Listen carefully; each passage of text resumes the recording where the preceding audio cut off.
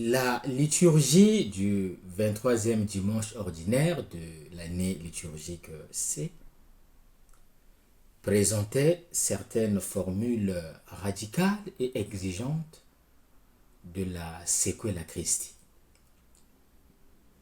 Haïr la famille, porter la croix, renoncer à tous les biens. Nous disions qu'être chrétien, ou mieux suivre Jésus, est une affaire sérieuse. En tant que communauté chrétienne, l'invitation était de se décider pour Jésus et de mettre entre parenthèses nos affections les plus chères et notre propre vie. La liturgie de la parole de ce 24e dimanche ordinaire de l'année liturgique C nous introduit dans le mystère suprême de Dieu. Ce dimanche célèbre le pardon de Dieu. Dans la première lecture, la perversion du peuple juif suscite la colère de Dieu et constitue une menace pour le peuple.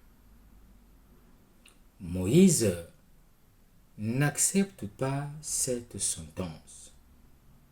Il intercède et Dieu pardonne.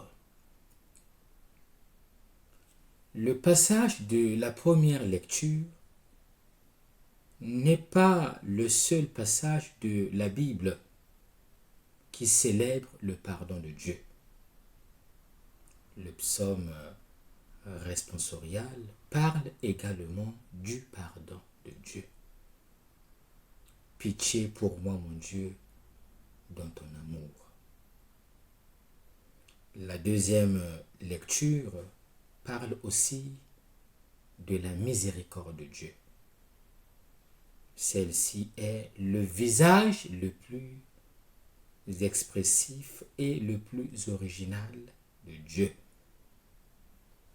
Paul se présente comme un pur produit de la miséricorde divine. Il dit à 2 reprises qu'il a rencontré la miséricorde, et cela pour servir d'exemple à ceux qui croiraient en lui dans l'avenir. Et pour souligner davantage la miséricorde de Dieu, Paul se place à la dernière place parmi les pécheurs. Il se dit le premier des pécheurs, afin que toute sa grandeur d'âme apparaisse en lui, pour devenir l'expression la plus claire de la miséricorde infinie de Dieu.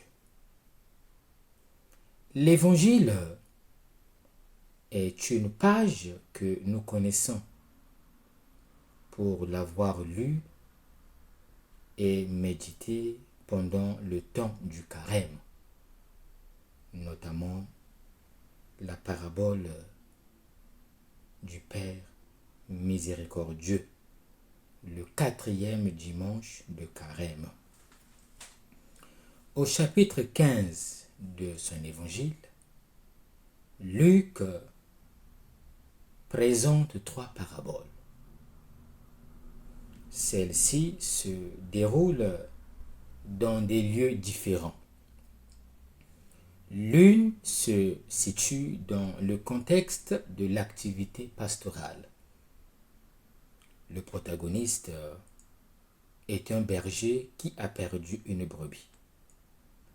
La deuxième se déroule dans l'intimité domestique. Le protagoniste est une femme ordinaire qui a perdu une pièce de monnaie. Enfin, la troisième se déroule entre la maison d'un père et la campagne, avec la perte et la recherche du fils cadet. Le message que Jésus adresse dans les 3 paraboles est le même. L'amour de Dieu est infiniment plus grand et plus vivifiant que ce que l'homme peut penser. En effet, Dieu n'a pas honte du péché de l'homme. Avec la sollicitude affectueuse du bon pasteur, Dieu va à la recherche de l'homme qui s'est égaré dans les méandres de la vie, se laissant entraîner dans le désordre et le péché. Avec le même empressement qu'une femme laborieuse cherche la pièce perdue dans les plis du sol pavé de sa maison, Dieu va à la recherche de l'homme pécheur. Avec la même impatience qu'un bon père attend le retour à la maison de son fils le plus jeune et le plus aimé, Dieu attend la conversion de l'homme. Quel est l'enseignement à retenir? Dieu a un cœur miséricordieux. Ce dimanche célèbre le pardon de Dieu. Nous pouvons dire, aujourd'hui, nous célébrons le dimanche du pardon de Dieu. Le pardon de Dieu n'est pas prévisible et ne peut être expliqué par des raisons satisfaisantes. C'est un don totalement immérité et gratuit, car il ne tombe pas sur un converti, mais sur un adversaire. Le fils cadet de la parabole d'aujourd'hui retourne à la maison. Il est accueilli par son père qui organise une fête.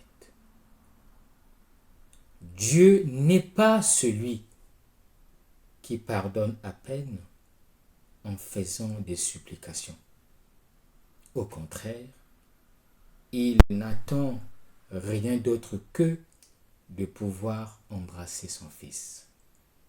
Il se réjouit lorsqu'il peut pardonner et invite tout le monde à faire de même. À quoi nous convie ce dimanche? En tant que communauté chrétienne, l'invitation est d'être la maison du pardon. La miséricorde est un don, une expérience et un chemin pour le croyant, afin qu'il devienne nécessairement le témoin d'une vie réconciliée. L'expérience de la miséricorde se fait au sein de la communauté, reconnue comme la maison du pardon. En elle, le sacrement du pardon permet donc aux pénitents de se détacher résolument du mal, de vivre la volonté de Dieu et de désirer à nouveau être en communion avec lui et ses frères. Est-ce que nos milieux de vie sont-ils la maison du pardon?